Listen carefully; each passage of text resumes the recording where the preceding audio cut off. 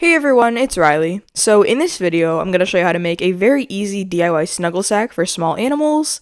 Even if you're an absolute beginner to sewing, you're going to be able to knock this project out. Having a pouch like this was really helpful for taming my hamster Crookshanks. He would sleep in it and that just got him a lot more used to being around me. So if you haven't already tried something like this out with your small pet, I definitely recommend it, and it's also super fun to make anyways.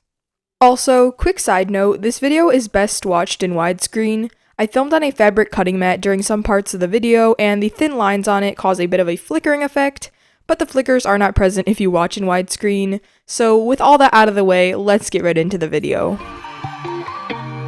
So what you're going to need for this project is a sewing machine. If you don't have a sewing machine, that is totally fine. You can hand sew this project using a needle and thread. You're going to need a needle and thread anyways to finish off the project, so might as well have that on hand. You're of course going to need some fabric. I used fleece for the inside of my pouch and flannel for the outside, but cotton is another great option as well. I had a half yard of fabric, but if you're going to make the hamster-sized pouch that I made in this video, you'll really only need a quarter yard. You'll also need fabric scissors or a rotary cutter, as well as a thin washable marker. The first step is just determining how large or how small you want your snuggle sack to be. So I used a standard size piece of paper, which is 11 by 8.5 inches as my pattern. If you're going to use other dimensions, make sure you add about an extra ½ inch on all of the sides of your pattern to ensure that you're getting the right size pouch when it's all sewn. After sewing, projects tend to get a little bit smaller because of something called seam allowance, which is the distance away from the edge of the fabric on which you are sewing. I'll put a little diagram up so that makes more sense. So basically, the farther away you sew from the edge of the fabric, the smaller your finished project will be, and that's why it's important to make your pattern a little bit bigger than you think. Once you figure out the size of your pouch, take your flannel fabric and flip it onto its back, so that the side that is facing up is the plain looking side. In sewing, you call this the wrong side of the fabric, and then the other side that you actually want to see in the finished project is called the right side. So you're going to trace your pattern on this wrong side of the fabric twice so that you end up with two rectangles, and we're going to cut these out. We're going to do the exact same thing with the fleece. For fleece in particular, there really is no right or wrong side. I find that one side is just a little bit more textured than the other, but I'd say it's really up to personal preference on which side that you like better.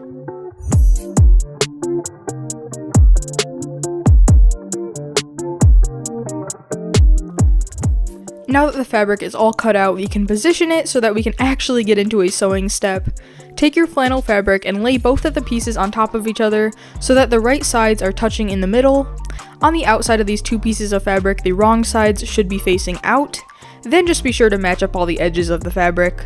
For fleece, it should also look the same way with all the edges matched up and both pieces on top of each other. But like I said earlier, there's really no right or wrong side of fleece, so just determine which sides that you like the best and lay both of those sides together so they are touching in the middle. Once you've got that all over with, you can head on over to your sewing machine, or you can grab a needle and thread, and we're going to sew 3 sides of the fabric, leaving one side completely unsewn. The open side should be one of the short sides of the rectangle, and we're going to be repeating the same procedure on both the flannel as well as the fleece. Also, I just wanted to mention real quick that I am sewing with a ½ inch seam allowance throughout the whole video.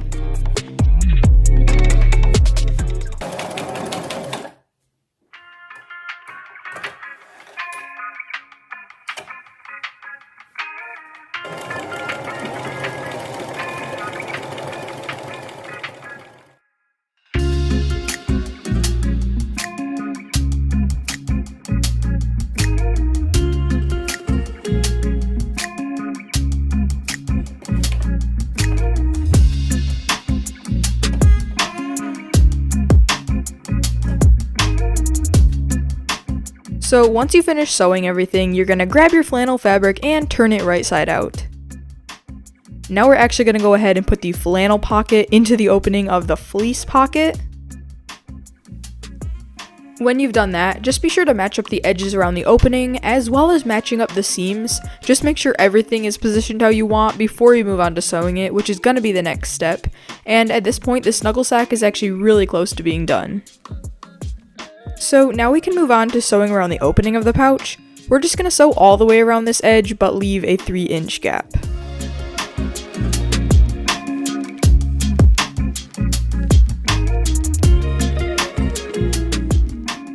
If you're using a machine, you're going to slip the open side of the pouch onto the end of it, and then you can begin sewing. Also, it's important to reinforce the stitches at the beginning and the end of the gap that you leave. I am using a back stitch to do this.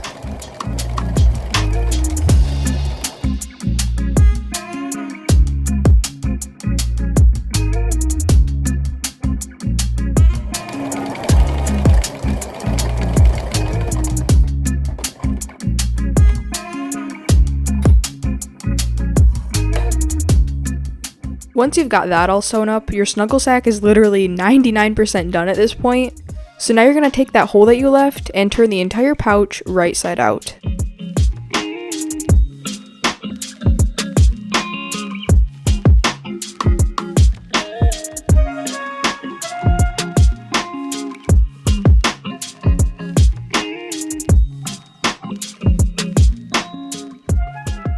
With your pouch right side out, all you've got to do is open up the flannel pocket, push the fleece pocket inside of it, and now you're ready to move on to the last step.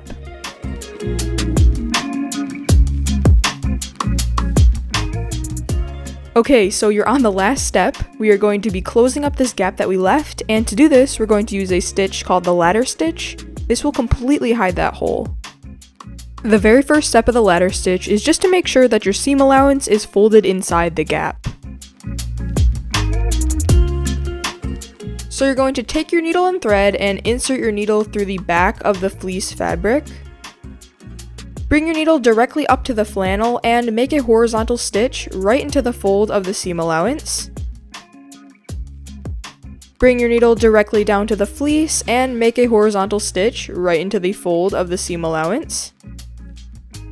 Bring your needle back up to the flannel again and make a horizontal stitch right into the fold of the seam allowance.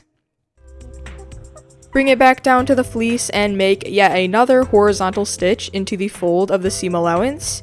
Keep on repeating this procedure until you reach the end of the gap.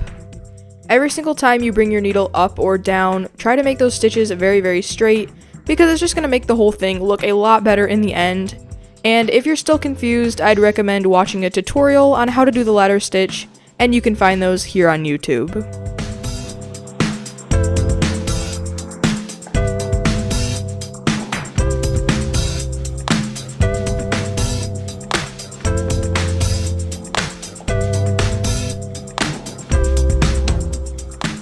Once you've sewn to the end of the gap, your stitches should look something like this.